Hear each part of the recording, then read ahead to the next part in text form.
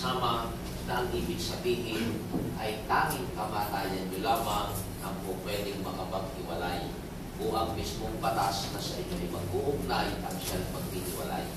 Yan ay nasa ilalim ng Article 1 ng ating family law.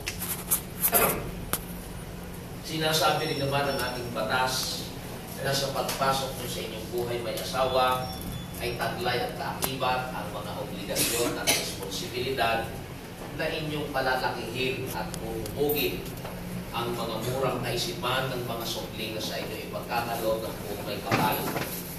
Palalakihin sila ng may takot sa Diyos, respeto sa batas at paggalang sa kapwa-tao.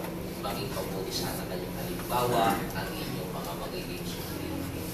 Article 68, family.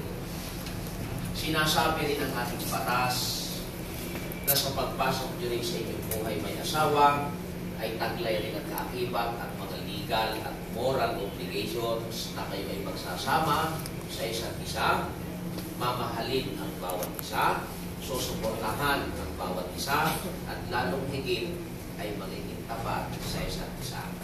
Yan ay nakapalo sa Article 71 ng ating family. Sinasabi naman ng ating revised penal code o yung Kodigo Penal ng Pilipinas na ang sino mang mag-asawa ang hindi tutupad at gaganap sa kanyang mga tungkulin bilang may asawa ay parurusahan ng batas.